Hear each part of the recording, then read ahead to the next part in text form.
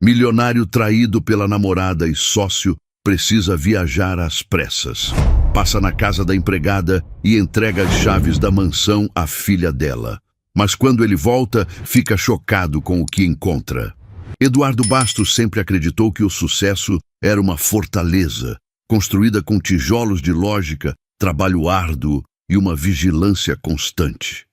Aos 48 anos, ele comandava um império de tecnologia a partir de sua cobertura na Avenida Vieira Souto, com o Cristo Redentor abençoando sua janela e o mercado financeiro curvando-se aos seus comandos.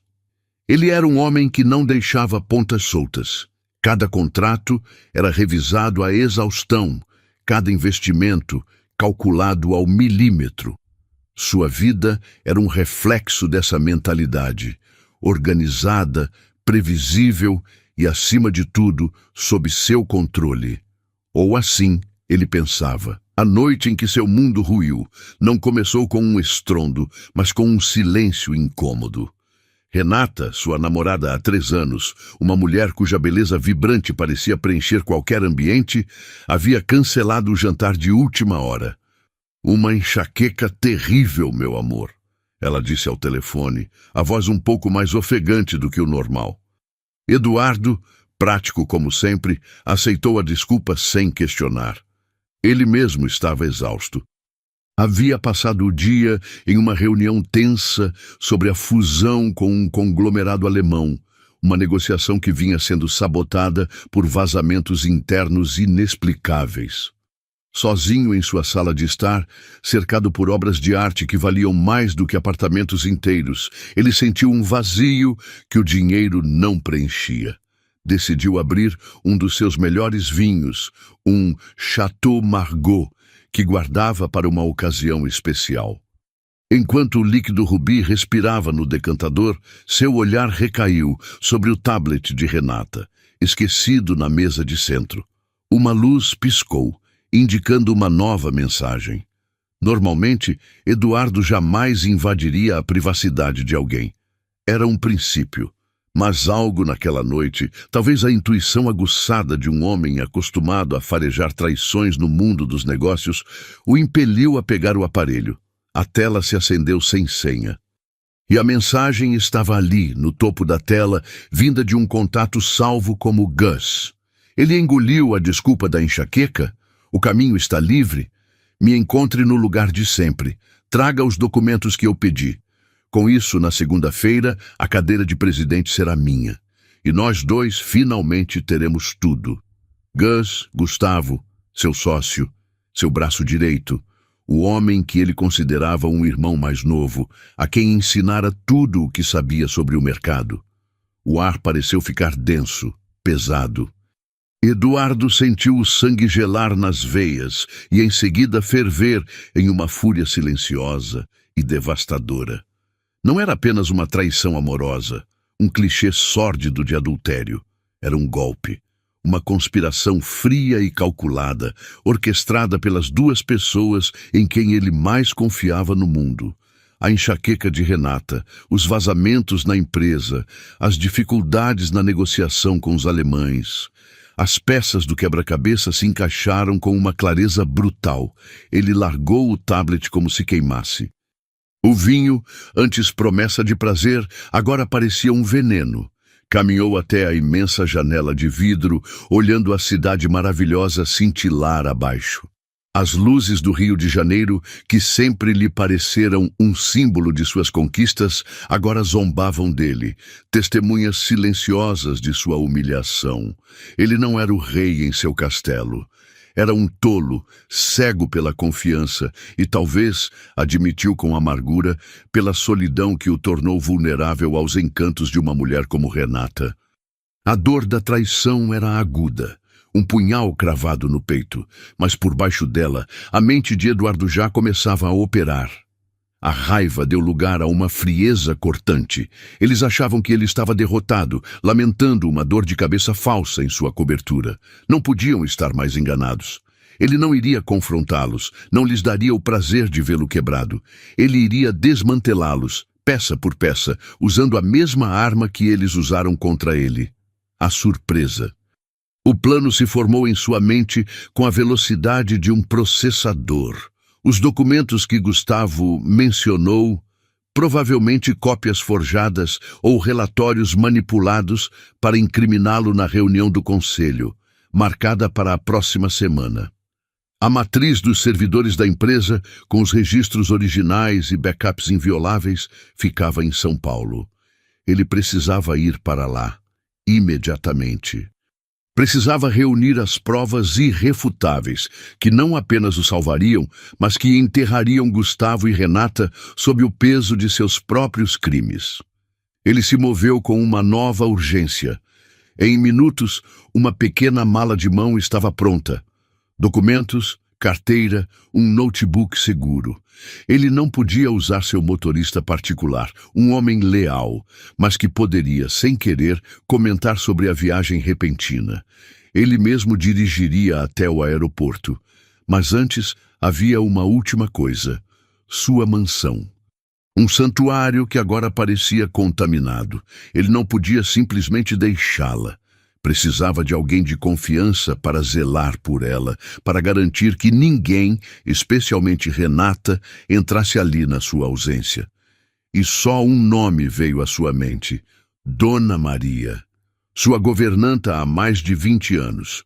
Uma mulher de poucas palavras, mas de uma lealdade inabalável. Ela era mais do que uma funcionária. Era uma presença constante e tranquilizadora em sua vida, a guardiã silenciosa de seu lar. Ele não podia simplesmente ligar. Precisava ir até ela, entregar as chaves em mãos, olhar em seus olhos e transmitir a urgência da situação sem revelar a profundidade de sua ferida. Eduardo desceu pelo elevador de serviço, evitando qualquer chance de encontro indesejado. Entrou em seu carro na garagem.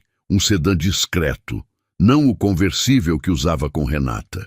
Enquanto dirigia pelas ruas do Leblon, deixando para trás o brilho e a falsidade de seu mundo, em direção à simplicidade da Zona Norte, ele sentia como se estivesse cruzando um portal.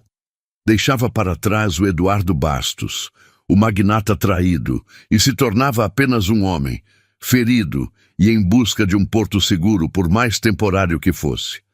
As ruas se estreitaram, os prédios diminuíram de tamanho e a vida transbordava das janelas abertas, com o som de televisões, conversas e o cheiro de comida caseira pairando no ar úmido da noite.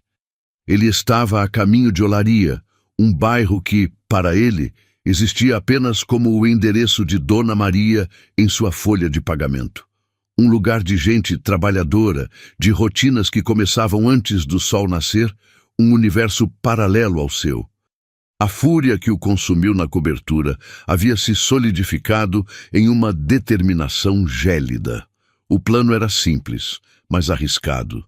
Ele pegaria o primeiro voo para São Paulo, a chamada ponte aérea, que funcionava quase como um serviço de ônibus de luxo entre as duas metrópoles.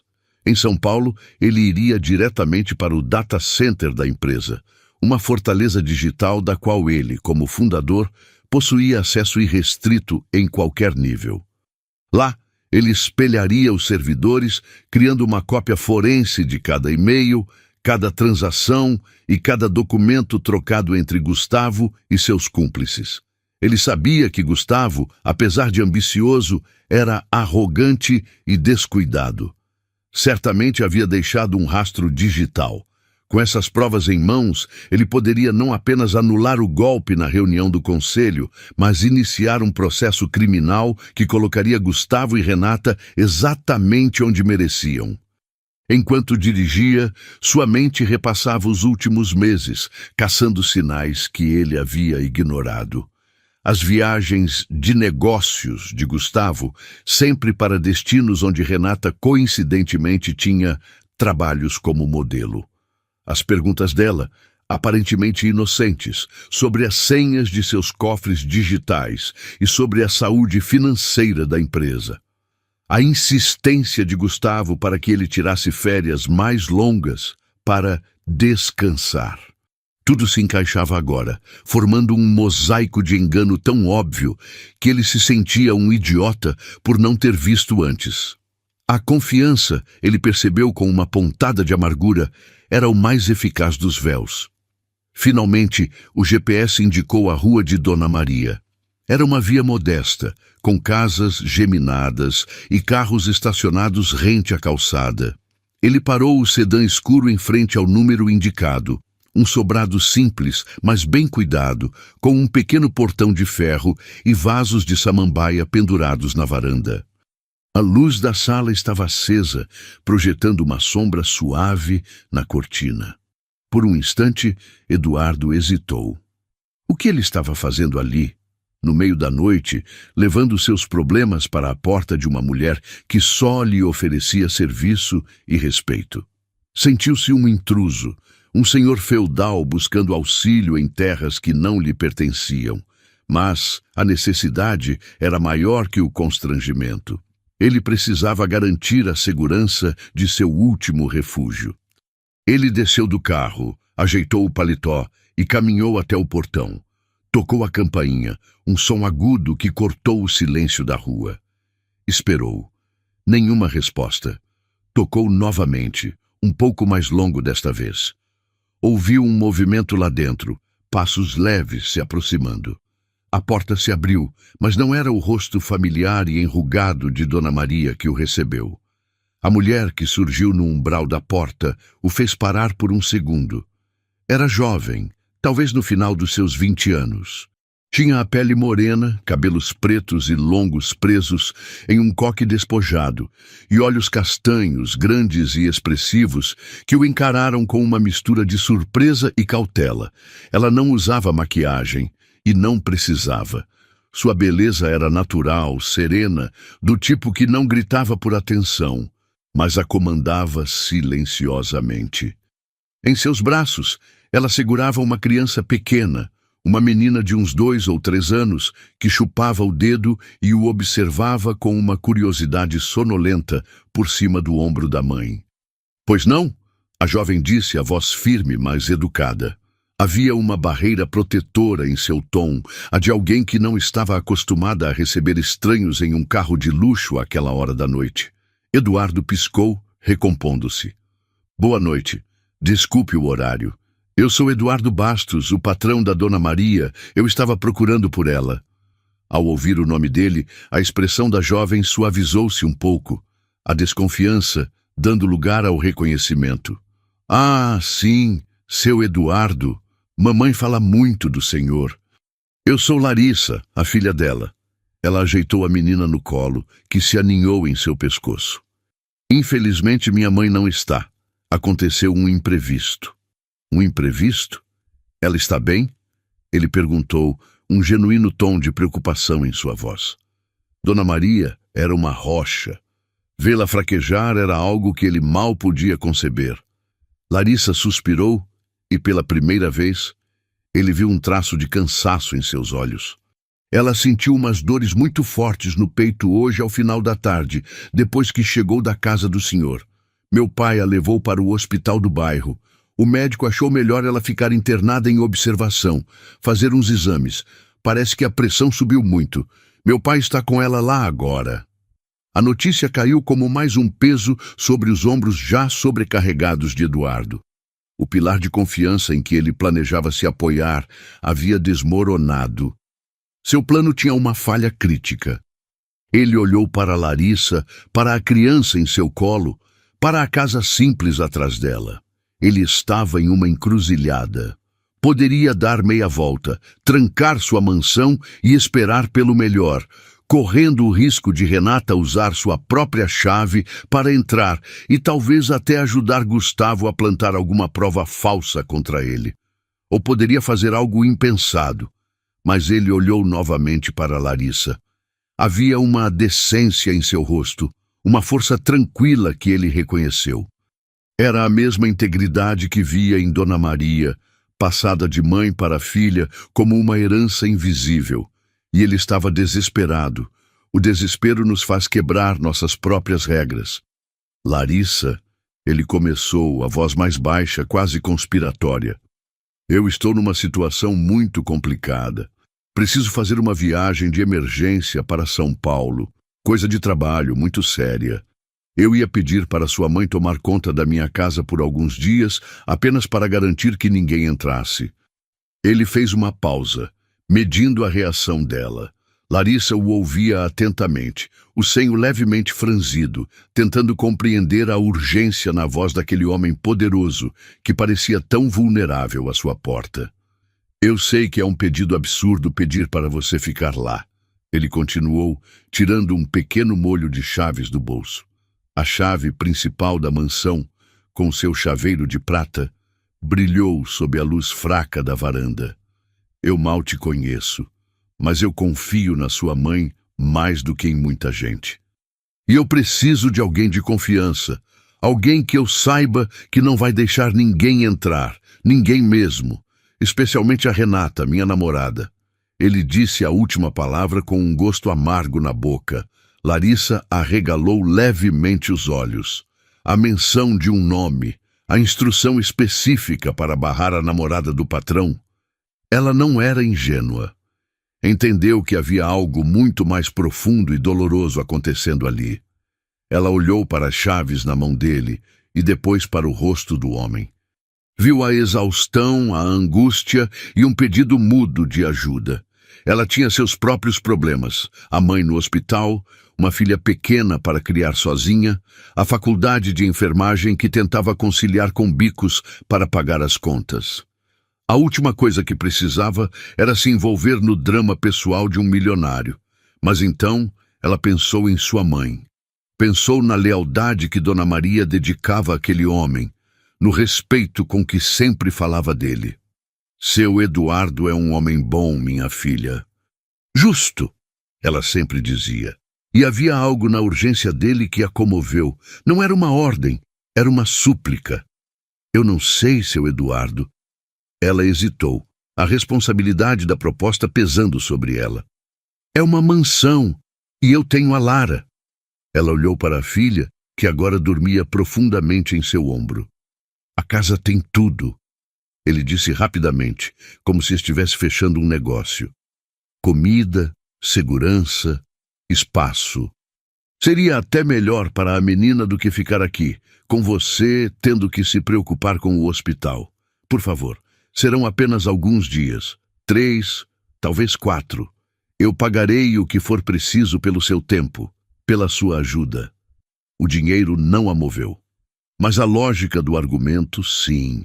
Estar na mansão significaria não ter que se preocupar com comida ou contas por alguns dias. Significaria um lugar seguro para Lara, enquanto ela se revezava com o pai no hospital para visitar a mãe. E, acima de tudo, seria uma forma de ajudar, de retribuir a confiança que aquele homem estava depositando nela, uma completa estranha, por extensão da confiança que ele tinha em sua mãe. Ela respirou fundo, tomando sua decisão. Tudo bem, seu Eduardo. Eu aceito. Um alívio visível percorreu o rosto de Eduardo. Foi como se uma corda esticada dentro dele finalmente afrouxasse. Ele estendeu a mão com as chaves. Obrigado, Larissa. Você não sabe o quanto isso significa para mim. Quando os dedos dela tocaram os dele para pegar as chaves, uma corrente elétrica sutil passou entre eles. Um contato breve, profissional, mas carregado de uma tensão inesperada. Ele sentiu a maciez da pele dela. Ela sentiu a frieza da mão dele. Uma frieza que vinha do nervosismo, não da indiferença. Seus olhares se cruzaram por um instante que pareceu longo demais. Ele viu a profundidade daqueles olhos castanhos, e ela viu a gratidão e a dor nos olhos azuis dele. Apenas... Cuide da casa, ele repetiu, a voz um pouco rouca. Não deixe ninguém entrar. Eu volto assim que puder. Pode deixar, ela respondeu segurando as chaves com firmeza. Ele se afastou, caminhando de volta para o carro. Antes de entrar, olhou para trás mais uma vez. Larissa ainda estava na porta, a silhueta emoldurada pela luz, segurando a filha e as chaves de um mundo que não era o seu.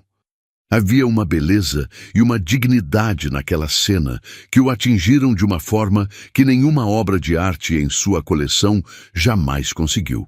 Ele entrou no carro e partiu em direção ao aeroporto, levando consigo a imagem daquele encontro improvável. Enquanto acelerava rumo à sua batalha em São Paulo, não imaginava que a verdadeira reviravolta em sua vida não estava nos servidores de sua empresa, mas na quietude da mansão que deixara para trás, nas mãos de uma jovem mulher que acabara de conhecer. Assim que o som do motor do carro de Eduardo se desvaneceu na noite, o silêncio da rua voltou. Mas dentro de Larissa, uma tempestade de pensamentos se formava. Ela olhou para as chaves. Não eram apenas pedaços de metal. Eram o símbolo de uma responsabilidade imensa e de uma confiança que a assustava e, de certa forma, a honrava. Entrar na mansão daquele homem não era como fazer uma faxina ou um serviço temporário. Era ocupar, mesmo que por poucos dias, o centro de um furacão que ela mal podia compreender. Ela fechou a porta e trancou-a, sentindo-se subitamente uma estranha em sua própria casa. O plano precisava ser prático. Primeiro, ligaria para seu pai no hospital para dar notícias e explicar a situação inusitada. Depois, arrumaria uma pequena mochila para ela e Lara. Roupas, fraldas, o ursinho de pelúcia surrado que a filha não dormia sem. Coisas simples, pedaços de sua vida que pareciam quase insignificantes diante da opulência que a aguardava. A conversa com o pai foi breve. Seu João, um homem de poucas palavras e de uma calma resiliente, ouviu a história com surpresa, mas sem julgamento. Se você acha que é o certo a fazer, minha filha, então faça. Sua mãe confia nesse homem, e eu confio em você, ele disse. E essa simples bênção paterna foi o suficiente para acalmar parte do nervosismo de Larissa. Com a mochila pronta e Lara ainda dormindo, ela chamou um carro por aplicativo. Durante o trajeto que refez o caminho de Eduardo em sentido inverso, ela viu a cidade se transformar novamente. As casas modestas deram lugar a prédios altos, as ruas se alargaram e a iluminação pública tornou-se mais brilhante, quase teatral. Quando o carro virou na Avenida Vieira Souto e parou em frente ao prédio de apartamentos de luxo, o motorista assobiou. "É aqui mesmo, moça. É aqui", ela respondeu, tentando soar mais confiante do que se sentia. O porteiro, um homem de uniforme impecável, a olhou de cima a baixo com uma desconfiança velada que ela já conhecia bem. Era o olhar que recebia sempre que entrava em espaços que supostamente não lhe pertenciam. "Boa noite. Eu vim a pedido do seu Eduardo Bastos. Ele me pediu para cuidar do apartamento", disse ela, a voz firme, erguendo as chaves como um passaporte. O nome do proprietário da cobertura mudou a expressão do porteiro instantaneamente. A desconfiança se transformou em uma deferência quase exagerada. Ele abriu o portão, indicou o elevador privativo e a tratou como uma convidada de honra. Larissa sentiu o amargo daquela mudança. O respeito não era por ela, mas pelo poder do homem que a enviara. O elevador subiu em um silêncio veloz e asséptico. Quando as portas se abriram diretamente na sala de estar da cobertura, Larissa prendeu a respiração. O lugar não era uma casa, era uma galeria de arte. O pé direito era altíssimo, as paredes eram de vidro, revelando uma vista panorâmica do Rio de Janeiro que parecia uma pintura viva. O chão de mármore branco refletia as luzes suaves de luminárias de design. Havia esculturas, quadros enormes e um silêncio que parecia caro. Era um mundo de beleza fria, de perfeição intocável. Com Lara ainda adormecida em seus braços, ela caminhou pelo espaço imenso, sentindo-se minúscula. Colocou a filha com cuidado em um dos sofás gigantescos que parecia uma nuvem de tecido claro e a cobriu com uma manta de cachemir que encontrou dobrada ali perto. A menina nem se mexeu, alheia à mudança drástica de cenário. Sozinha, Larissa explorou o ambiente. A cozinha era um laboratório de aço inoxidável, com eletrodomésticos que ela nunca vira antes. Havia uma adega climatizada com centenas de garrafas de vinho. Ela abriu a geladeira e a encontrou abastecida com comidas gourmet, queijos importados e frutas exóticas. Tudo parecia existir para o prazer, não para a necessidade.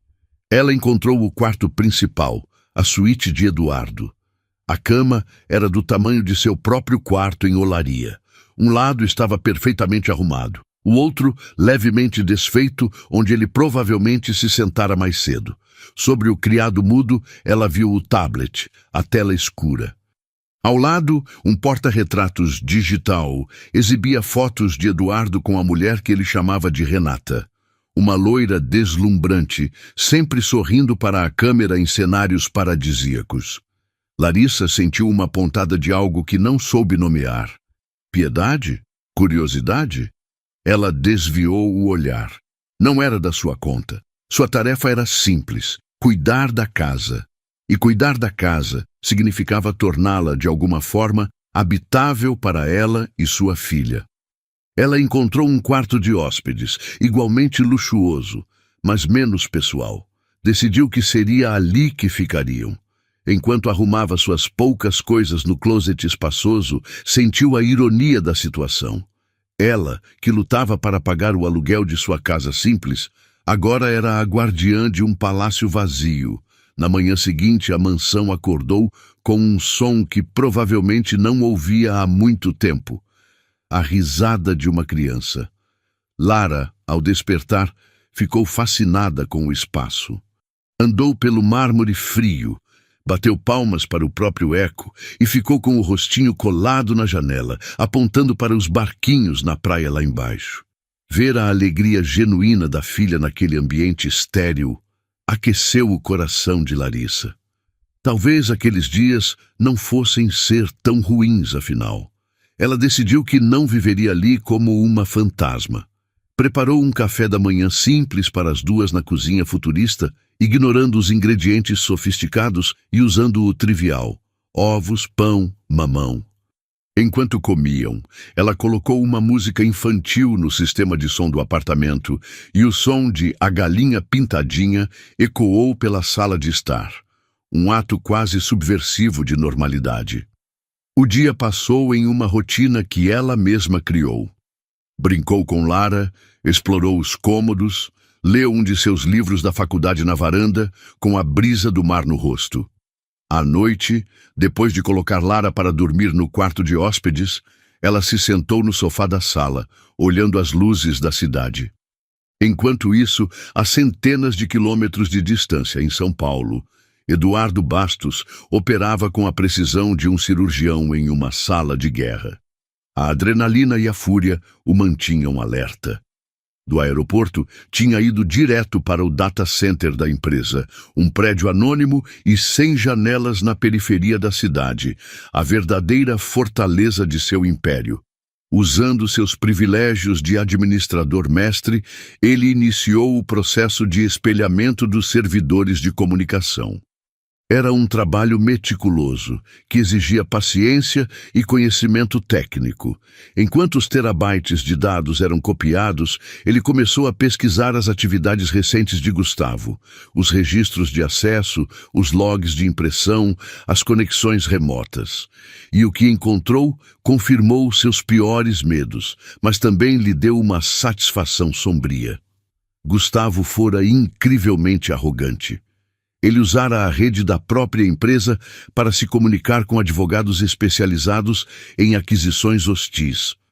Havia trocado e-mails com Renata a partir de seu terminal de trabalho, discutindo abertamente os planos para o dinheiro que desviariam após a tomada da presidência.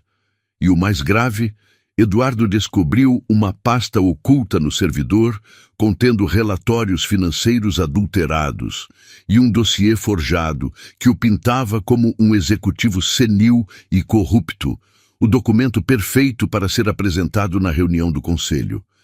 Era a arma do crime, a prova definitiva. Eduardo salvou tudo em um drive criptografado, sentindo o peso do dispositivo em sua mão como se fosse a própria justiça. Ele tinha tudo o que precisava para destruir Gustavo. Mas, ao analisar os e-mails trocados entre seu ex-sócio e sua ex-namorada, ele sentiu um nó no estômago. As mensagens eram um veneno de ambição e desprezo. Falavam dele como o bobão, o dinossauro, um obstáculo a ser removido. Renata, em particular, era cruel em suas palavras, zombando de sua generosidade, de seus gostos, de sua confiança nela. A dor da traição pessoal voltou com força total, mais aguda do que a raiva pela traição nos negócios. Ele se sentiu um tolo, não por ter sido enganado, mas por ter investido afeto e tempo em pessoas tão vazias. Por 3 anos, ele acreditara em uma ilusão cuidadosamente construída. Aquele império que ele erguera para um dia, talvez, compartilhar com uma família, estava sendo usado como um mero trampolim para a ganância de outros. Exausto, ele finalmente se permitiu sentir o cansaço. Alugou um quarto em um hotel discreto perto do data center, longe dos hotéis de luxo, onde certamente seria reconhecido. No quarto impessoal, ele tomou um banho longo e quente, deixando a água levar um pouco da atenção, mas não conseguia relaxar. Sua mente, agora livre da tarefa técnica, vagueava. E, inesperadamente, ela não vagueou para Renata ou Gustavo. Vagueou para a cena na porta da casa em Olaria. Para o rosto de Larissa, seus olhos grandes e sérios. Ele pensou na dignidade com que ela o recebera, na calma com que aceitou uma tarefa tão bizarra. Naquele momento, em meio à sujeira de sua própria vida, a lembrança daquele encontro foi como um sopro de ar puro. Ele se pegou imaginando o que ela estaria fazendo. Estaria assustada naquela casa imensa. Teria conseguido lidar com a situação. Ele sentiu um impulso de ligar, de verificar, mas se conteve. Seria uma intrusão. Ele lhe dera uma tarefa, e a confiança que depositara nela tinha que ser completa. Ele tinha as provas. Sua vitória profissional estava garantida, mas pela primeira vez essa vitória parecia oca. O que viria depois? Voltar para a cobertura vazia, para o silêncio, para a solidão que agora se revelara tão perigosa? A fortaleza que ele construíra para se proteger do mundo parecia, naquele instante, a mais solitária das prisões. E, sem que ele soubesse, a chave para abrir as portas daquela prisão não estava mais em seu bolso, mas nas mãos de uma jovem mulher que, naquele exato momento, ensinava sua filha a dar beijos de boa noite para a lua através da janela de vidro de sua sala. Eduardo travava uma batalha silenciosa. Com as provas seguras em seu poder, ele passou os 2 dias seguintes em uma série de chamadas de vídeo confidenciais com seu advogado de maior confiança e com 2 membros leais do conselho. Ele apresentou as evidências de forma metódica e irrefutável. A reação do outro lado da tela foi de choque, seguida por uma fúria gelada. O golpe de Gustavo não era apenas contra Eduardo. Era contra a integridade da empresa que todos ajudaram a construir.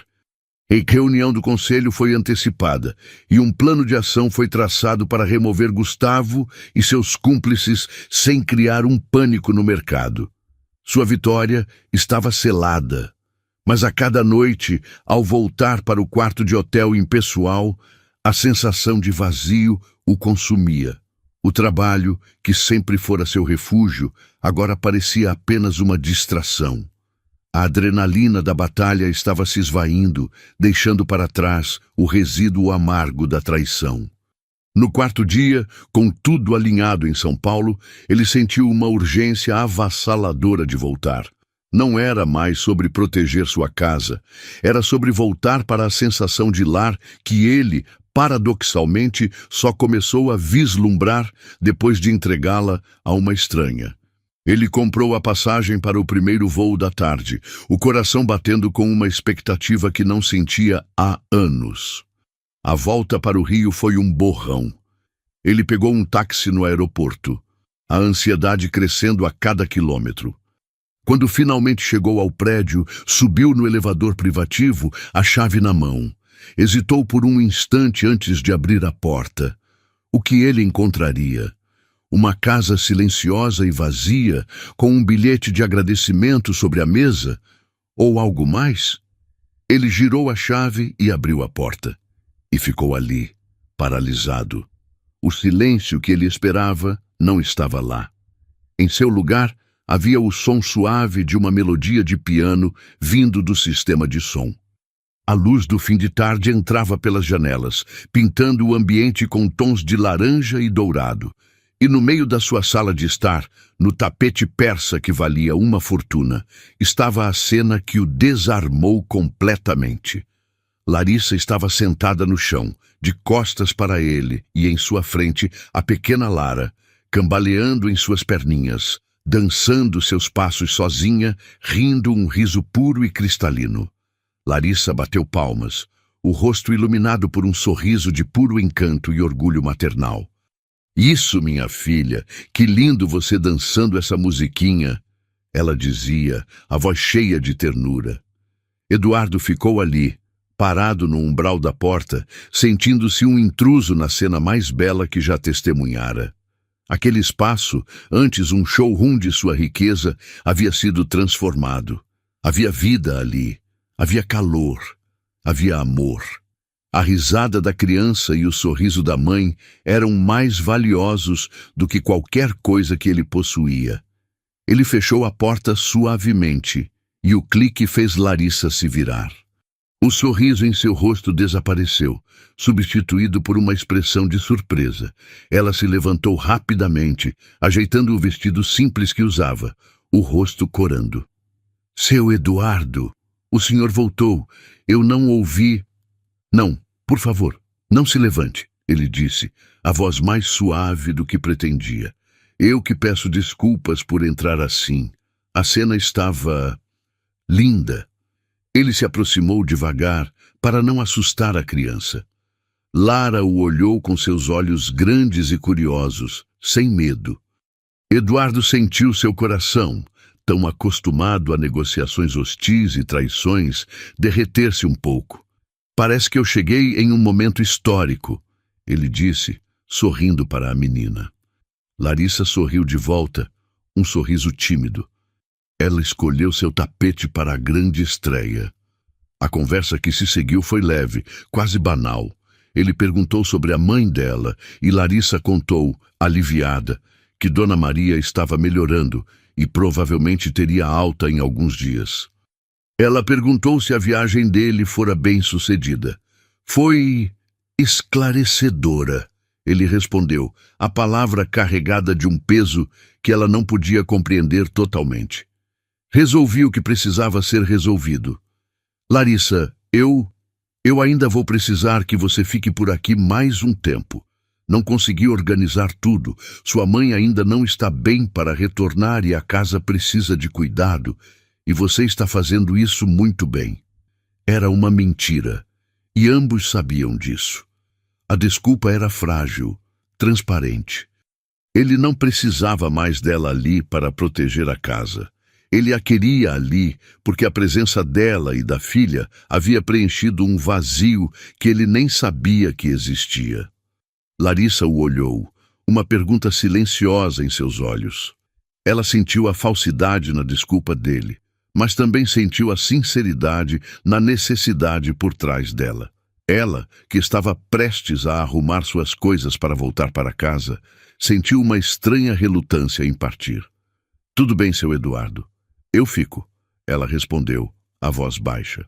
Naquela noite, a atmosfera na cobertura era diferente.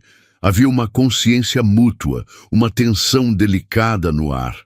Depois que Lara adormeceu, Larissa preparou um jantar simples com o que havia na cozinha.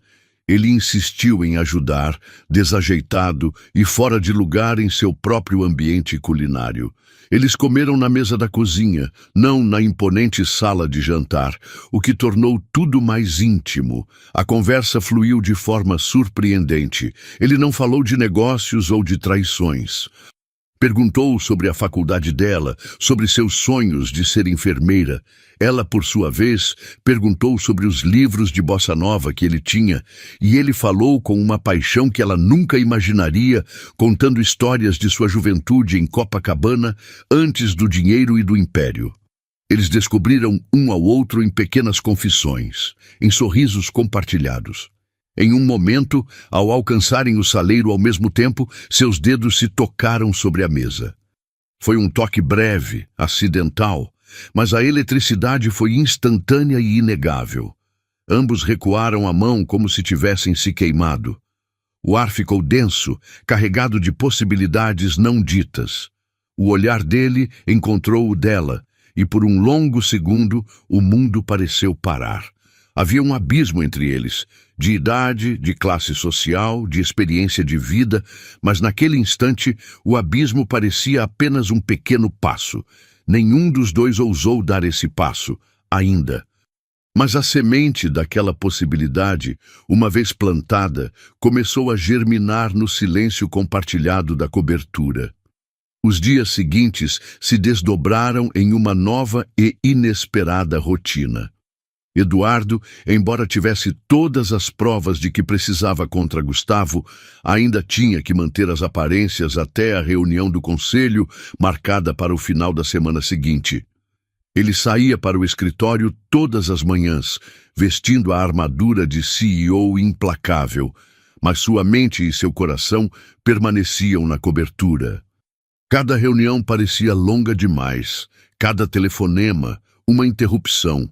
Ele se descobriu ansioso, como um adolescente, pelo momento de voltar para casa, não para o luxo ou para a vista, mas para a possibilidade de encontrar Larissa lendo na varanda ou de ouvir a risada de Lara ecoando pelo corredor. Para Larissa, a permanência era uma mistura de gratidão e confusão. A melhora de sua mãe era lenta, e a generosidade de Eduardo em permitir que ela ficasse ali com Lara era um alívio imenso.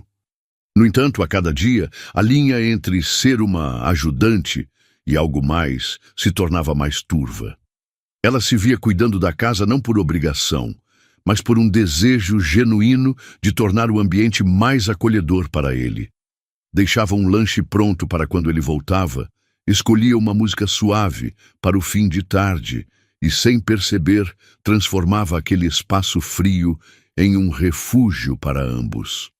As noites se tornaram o epicentro daquela transformação. Após Lara dormir, eles retomavam o ritual dos jantares na cozinha. As conversas se aprofundaram. Ela falou sobre a paixão pela enfermagem, sobre o sonho de dar uma vida segura para a filha. Ele, pela primeira vez em décadas, falou sobre suas próprias vulnerabilidades. O medo da solidão que o levara a ignorar os sinais da traição de Renata. O peso de um império que muitas vezes parecia mais uma gaiola dourada do que uma conquista. Em uma dessas noites, após o jantar, ele a encontrou na sala, olhando a cidade cintilante. A pequena Lara havia tido uma noite agitada e o cansaço era visível no rosto de Larissa. "Você parece exausta", ele disse suavemente, parando a uma distância respeitosa. "Só um pouco. Lara está na fase de testar os limites dos pulmões à noite", ela respondeu com um sorriso cansado. "Deixe-me fazer algo por você", ele ofereceu. "Sente-se." Ele foi até o bar, não para pegar uma bebida alcoólica, mas um bule de chá de camomila que ela costumava fazer. Serviu uma xícara para ela e, em um impulso, parou atrás do sofá e pousou as mãos nos ombros dela. Larissa enrijeceu por um instante, surpresa com o contato. Mas então, os dedos dele começaram uma massagem suave, mas firme, em seus ombros tensos. Ele não disse nada, apenas trabalhou os nós de estresse com uma concentração silenciosa. O gesto era tão inesperado, tão íntimo e ao mesmo tempo tão respeitoso, que as defesas de Larissa começaram a ruir. Ela fechou os olhos, inclinando a cabeça para frente e permitindo-se pela primeira vez em muito tempo ser cuidada. O calor das mãos dele parecia penetrar sua pele, aquecendo-a de dentro para fora. Quando ele finalmente parou, o silêncio entre eles estava carregado de uma eletricidade diferente. Não era mais apenas curiosidade, era ternura. Ela se virou no sofá para olhá-lo, os olhos escuros brilhando com uma emoção que ele não conseguiu decifrar. Obrigada, ela sussurrou. Ele apenas assentiu, o coração batendo descompassado. A vontade de se inclinar e beijá-la era quase avassaladora, uma força magnética que o puxava para ela. Ele viu os lábios dela se entreabrirem levemente, os olhos fixos nos seus. O mundo exterior, com suas traições e reuniões de conselho, desapareceu. Só existiam os dois, suspensos naquele momento de pura possibilidade. Ele se inclinou devagar, dando a ela todo o tempo do mundo para recuar. Ela não o fez. E quando seus lábios finalmente se tocaram, foi com uma delicadeza que desmentia a intensidade do sentimento. Foi um beijo suave, exploratório, um teste de águas desconhecidas. Mas sob a gentileza, havia uma corrente de paixão contida, uma fome mútua por conexão que ambos vinham negando. Ele levou a mão ao rosto dela, o polegar acariciando sua bochecha, aprofundando o beijo. Ela respondeu, a mão subindo para tocar seu peito, sentindo a batida forte de seu coração. Quando se afastaram, ofegantes, nenhum dos dois sabia o que dizer. O abismo entre eles não havia desaparecido, mas eles haviam acabado de construir uma ponte sobre ele. Larissa, Ele começou. Mas ela colocou um dedo suavemente sobre seus lábios. Amanhã, ela sussurrou. Vamos conversar Lara amanhã. acordou. Eu preciso ir vê-la. Ele entendeu. Aquele momento era frágil demais para ser dissecado com palavras. Ele apenas assentiu, deu um último beijo suave em sua testa e se retirou para seu quarto, deixando-a sozinha com o gosto do beijo nos lábios e um coração que batia com uma mistura de medo e alegria. Ambos foram dormir naquela noite com a certeza de que algo irreversível havia acontecido. Na manhã seguinte, a magia daquela noite frágil foi brutalmente estilhaçada. Eduardo estava na varanda da cobertura, uma pequena área com plantas exóticas que ele raramente visitava, quando ouviu o som. Um grito agudo, vindo do interior do apartamento, carregado de fúria e desprezo. O que você pensa que está fazendo aqui, sua favelada? Quem é você? Era a voz de Renata. O sangue de Eduardo gelou.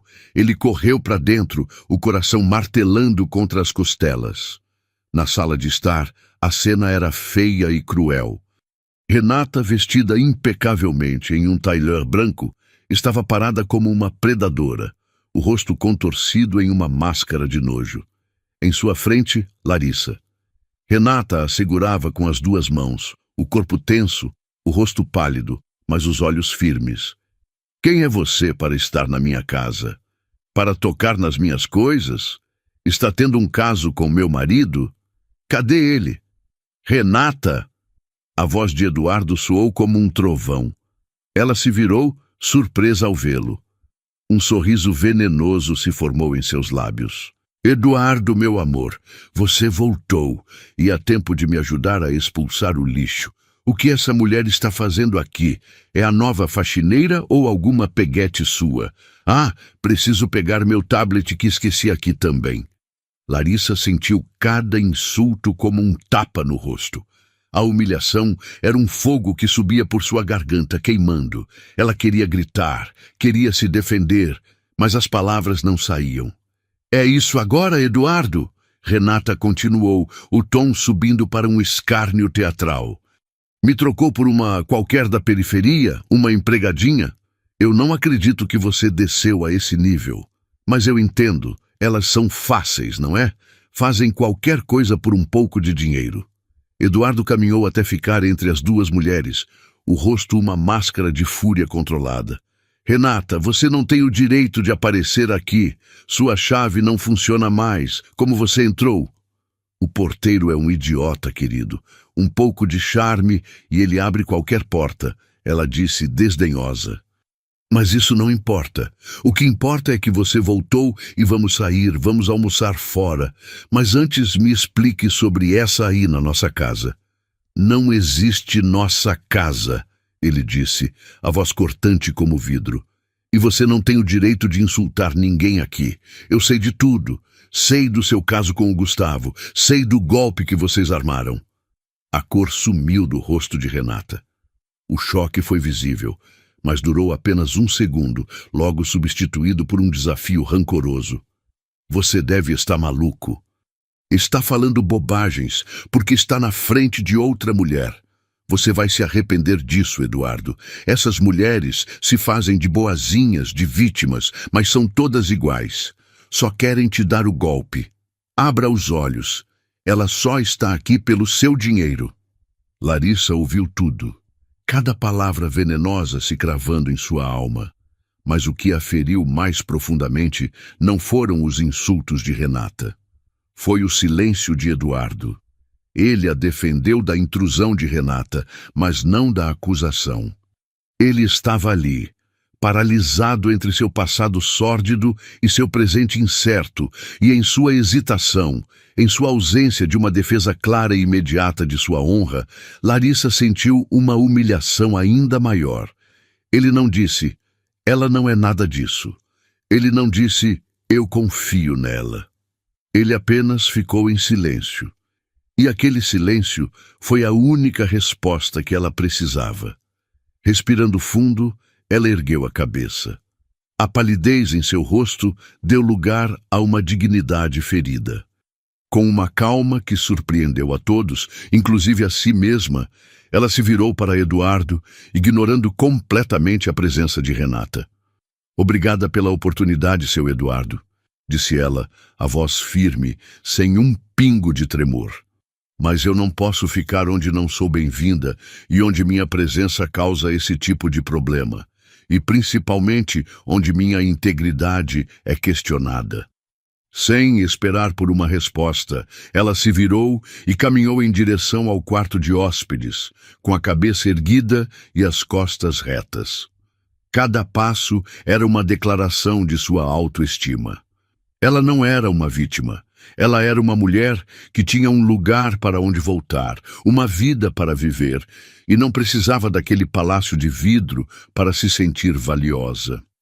Eduardo ficou paralisado, vendo-a pegalara e partir, a acusação de Renata ecoando em seus ouvidos e a dignidade silenciosa de Larissa o condenando mais do que qualquer grito. Ele havia vencido a batalha contra seus inimigos, mas acabara de perder algo infinitamente mais precioso, por causa de uma única e devastadora falha, seu silêncio. Finalmente um pouco de bom senso, disse Renata quebrando o feitiço. Ela se aproximou dele, tentando deslizar a mão em seu braço. Não se preocupe, querido. Agora que ela se retirou, podemos conversar. Eu sei que você está chateado, mas... Eduardo se afastou dela como se seu toque fosse ácido. Ele se virou para encará-la, e a fúria que ele mantivera sob controle finalmente explodiu, não em gritos, mas em uma intensidade fria e letal que fez Renata recuar um passo. Não há nada para conversar, disse ele, a voz baixa e perigosa. Você não vai apenas sair da minha casa, você vai sair da minha vida. A reunião do conselho foi antecipada. As provas do seu golpe com Gustavo estão nas mãos de todos. Acabou, Renata, para vocês dois. O rosto dela passou por uma sucessão de emoções. Negação, medo e finalmente um ódio puro. Você não pode fazer isso. Você vai se arrepender, Eduardo. Você vai acabar sozinho, velho e patético, nesse seu mausoléu de vidro. Eu prefiro a solidão à sua companhia, ele retrucou, a voz cortante. Agora saia, antes que eu chame os seguranças e torne isso um escândalo público muito maior do que já será. Renata o fuzilou com o olhar, percebendo que não havia mais cartas a jogar. Como um último grunhido de frustração, ela pegou sua bolsa de grife, virou-se e saiu batendo a porta do elevador com uma força que ecoou pelo apartamento. O silêncio que se seguiu foi ainda mais pesado do que antes. Estava feito. A parte tóxica de sua vida foi resolvida. Mas não havia sensação de vitória. Apenas um vazio profundo e a imagem da dignidade ferida de Larissa gravada em sua mente. Ele deitou ali no sofá na sala de estar, agora insuportavelmente silenciosa e vazia. O sol da manhã ainda entrava pela janela, mas não havia mais calor. O tapete persa estava vazio. O eco da risada de Lara havia desaparecido. A casa voltou a ser um showroom, um mausoléu, exatamente como Renata previra. E a solidão que o envolveu era mais fria e mais absoluta do que qualquer coisa que já sentiu. Nos dias que se seguiram, o escândalo empresarial veio à tona, mas de forma controlada. Eduardo, com o apoio do conselho, executou seu plano com precisão. Gustavo foi demitido sumariamente, confrontado com as provas irrefutáveis de fraude e conspiração. Antes que as ações legais pudessem ser formalmente iniciadas, ele e Renata desapareceram. Liquidaram contas, pegaram o dinheiro que já haviam conseguido desviar e fugiram do país, deixando para trás um rastro de prejuízos financeiros e vidas destroçadas. A notícia correu nos círculos empresariais, mas Eduardo conseguiu abafar o escândalo na grande mídia, protegendo a reputação da empresa. Ele era, mais uma vez, o rei vitorioso em seu castelo. Mas o castelo nunca pareceu tão vazio. Sem Dona Maria e sem Larissa para ajudá-lo, ele contratou uma nova governanta através de uma agência de elite. Uma mulher eficiente, profissional e completamente impessoal. A casa voltou a ser impecavelmente limpa e organizada, mas estéril. O silêncio era absoluto. Eduardo tentou retomar sua rotina. Acordava, lia os jornais financeiros, ia para o escritório, presidia reuniões. Mas tudo parecia sem cor, sem sentido. Ele se pegava olhando para o tapete da sala, esperando ouvir uma risada que não vinha. Passava pelo quarto de hóspedes e sentia um aperto no peito. A ausência de Larissa e Lara era uma presença física, um fantasma que assombrava cada cômodo. Ele se lembrava de cada detalhe, do jeito como ela franzia a testa ao se concentrar em um livro, do sorriso que iluminava seu rosto quando olhava para a filha, do toque de seus dedos sobre a mesa, e, acima de tudo, lembrava-se de seu olhar de decepção antes de partir. Aquele olhar o assombrava em seus sonhos. Movido por uma necessidade que não conseguia mais ignorar, ele começou a visitar Dona Maria no hospital.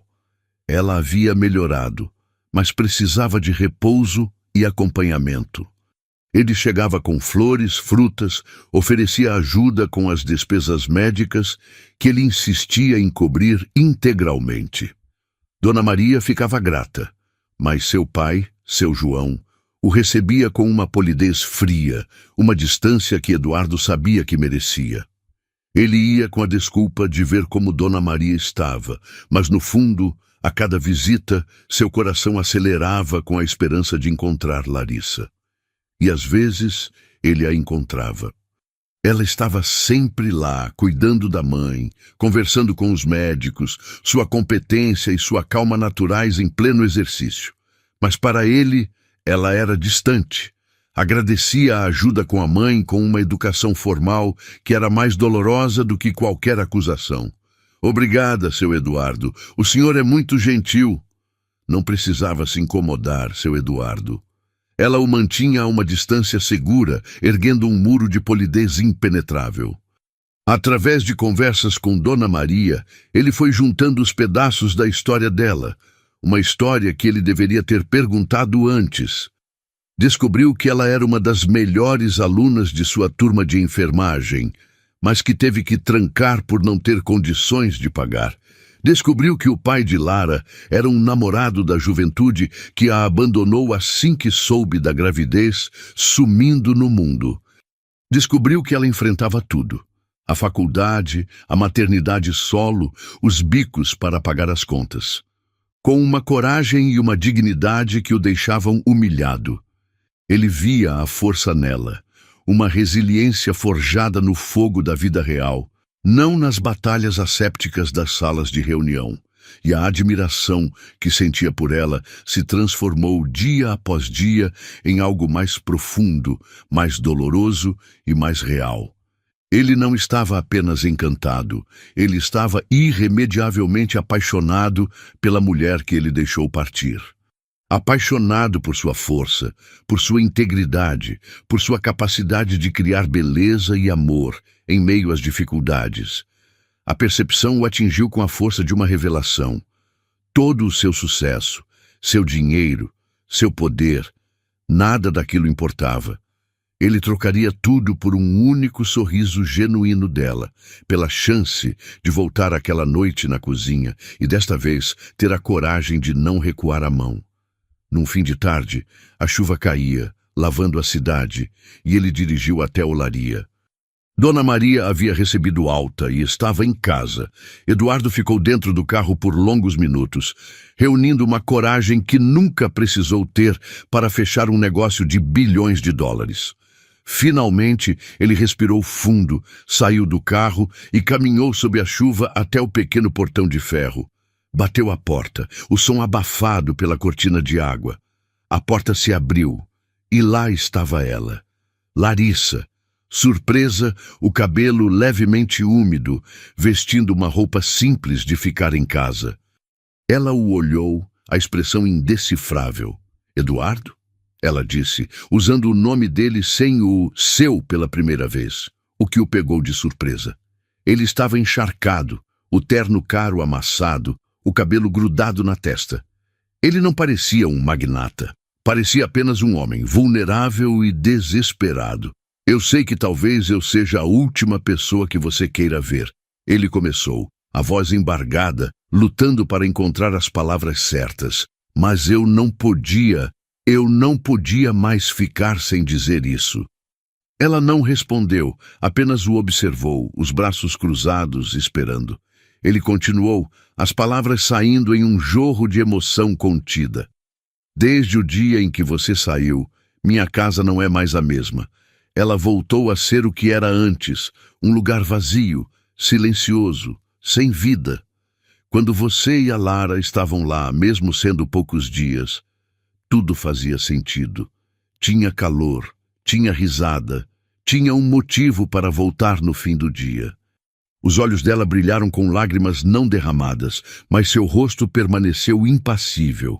Ele deu um passo à frente, aproximando-se da soleira da porta, como se pedisse permissão para entrar em seu mundo novamente.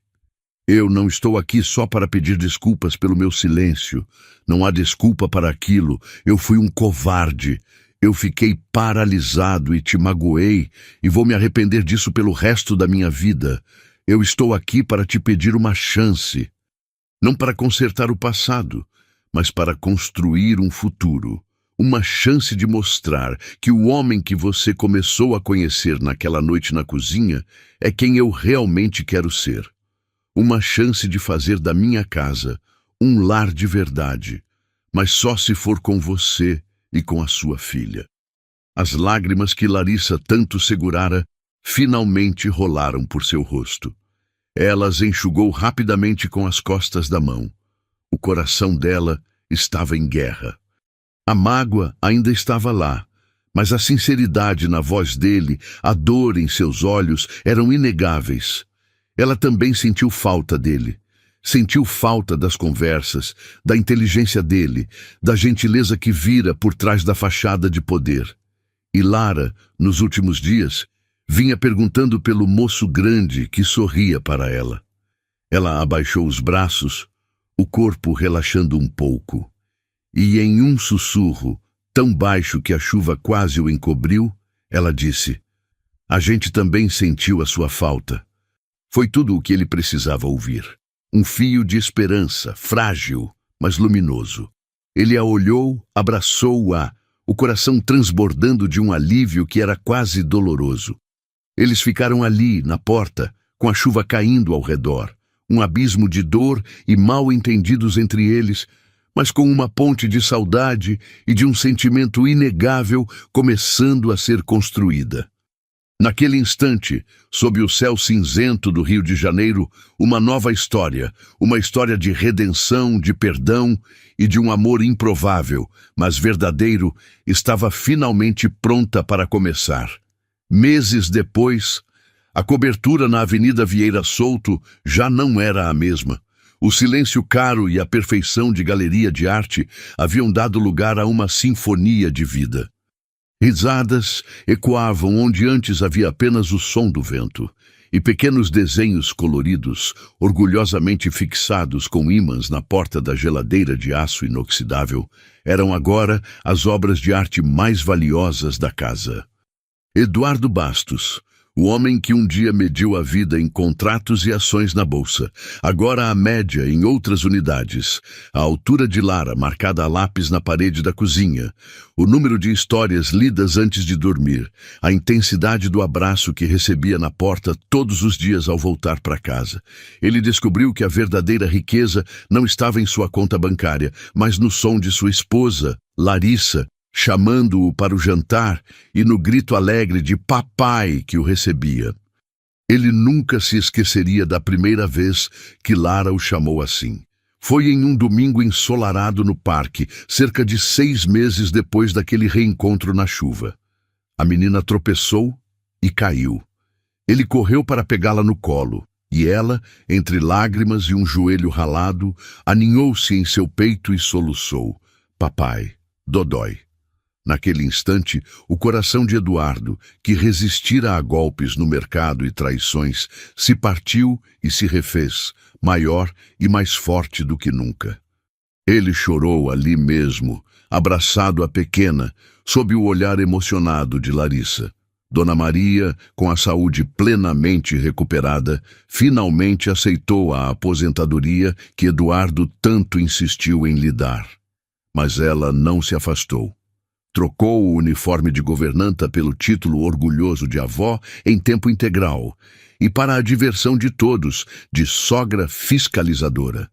Ela aparecia quase todos os dias, trazendo um bolo de fubá, mimando Lara e dando a Eduardo conselhos não solicitados sobre tudo.